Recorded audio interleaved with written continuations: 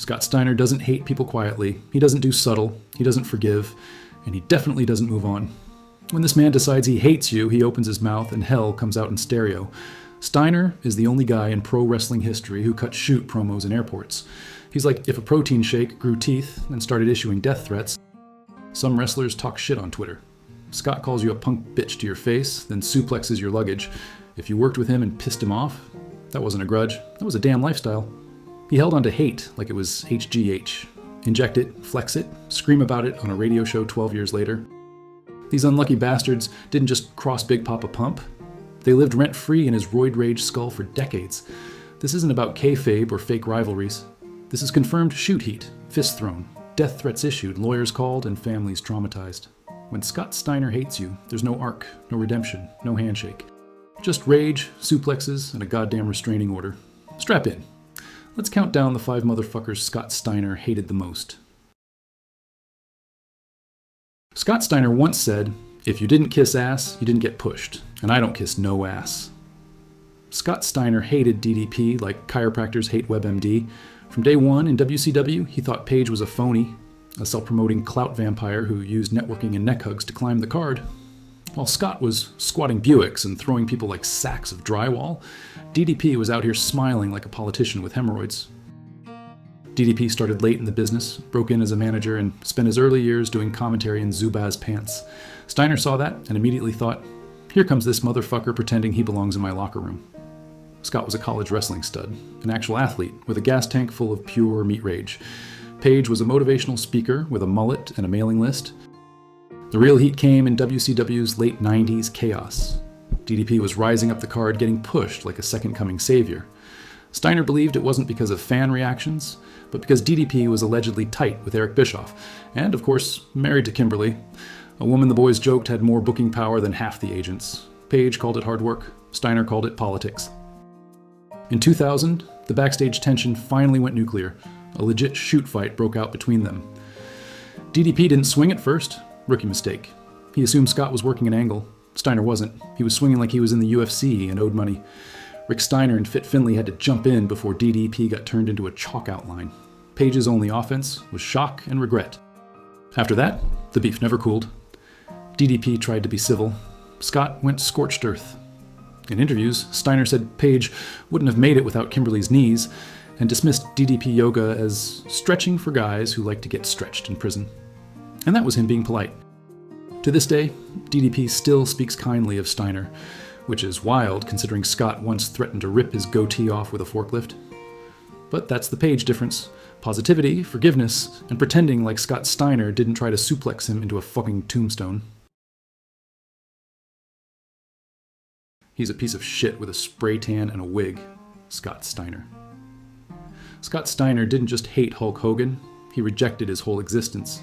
The tan, the politics, the promos, the fake-ass Jesus act. Steiner thought it was all horseshit. Hogan was the king of the wrestling mountain, and Scott wanted to drop-kick him off it while pissing down the cliff.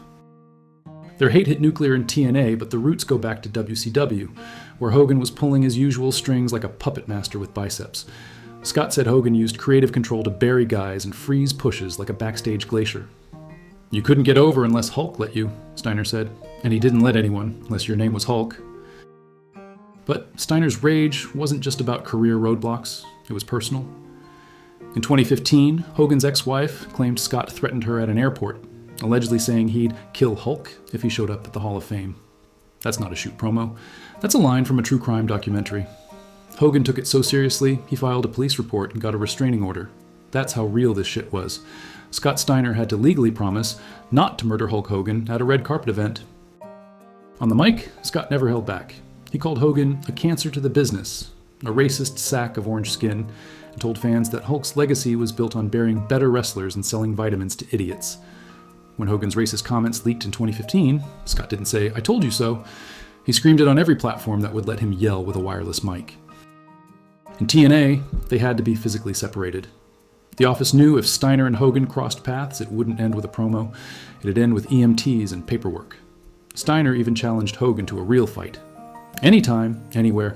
Let's see what that fake hip can do when I snap it in half. The hate was one-sided and absolute. Hogan, ever the PR machine, didn't respond. Maybe because he was afraid, or maybe because when a man says he'll kill you at baggage claim, it's not worth testing the theory. Scott Steiner hated Ric Flair like a bodybuilder hates salad. To him, Flair was a cosplay legend. All robe, no rope. Steiner didn't see a 16-time world champion. He saw a 60-year-old man strutting around like a drunk Vegas magician who just discovered mirror selfies. The heat was both personal and professional. Steiner thought Flair was a politicking relic who sabotaged younger guys to stay relevant. He buried everyone he could to keep his spot, Scott said. He's a jealous old bastard in love with his own reflection. And this wasn't internet gossip. This was Scott yelling it into every mic shoved near his face.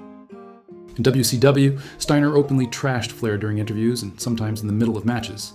He once screamed, "Ric Flair sucks," during a live promo, threw his notes, and stormed off the set. Flair, trying to be diplomatic, responded with backstage silence. Steiner took that as permission to keep swinging. "He hides behind his legacy," he said, "but I ain't scared of no legacy. I'll beat that shit into a footnote." Flair's mic skills?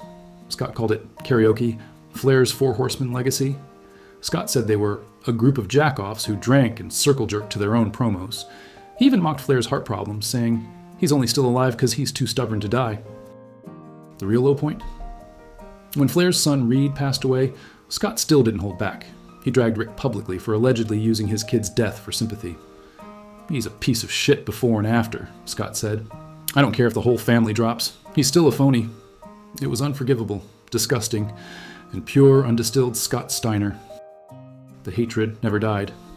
When Flair retired for the 4th time, Steiner said, "Good. Hope he takes a dirt nap this time." That's not a roast. That's someone who wants your funeral catered. Steiner didn't want Ric Flair fired. He wanted him erased. Scott Steiner didn't just dislike Triple H. He thought of him as wrestling's ultimate trust fund baby. To Scott, Hunter was a guy who rode Daddy's coattails so hard he should have gotten a job in accounting instead of main eventing. Steiner saw Triple H as a corporate puppet, too busy playing kingmaker to actually wrestle like a real athlete. The backstage vibe was icy. Hunter was part of the infamous clique, a tight clique known for calling shots and locking out outsiders. Scott wasn't in that club, and he knew it. He openly said Triple H's push was less about talent and more about who he knew, and that if you weren't part of the club, you might as well be invisible. In interviews, Steiner mocked Triple H's game face, calling it the expression of someone who just realized they have to go to a boring board meeting after lunch. Steiner also ripped Hunter's in-ring style, calling it methodical but soulless, like watching a robot put on a suit. Their personal beef wasn't just about business either. Scott once claimed that Hunter used his backstage power to bury guys he didn't like, and that he was a snake hiding behind a leather jacket and millions of dollars. Despite that, Steiner respected Hunter's ability to get the job done, begrudgingly. "He knows how to play the game," Scott said. "But I'm not playing Monopoly here, this is wrestling. You want to be the king? Wrestle like one." Behind the scenes, these two barely spoke. If they crossed paths, it was all cold stares and unspoken challenges. Scott Steiner hated Triple H, the way you hate that guy at work who schedules pointless Zoom calls. Vince is a liar, a thief, and a clown in a suit who ruined pro wrestling. Scott Steiner.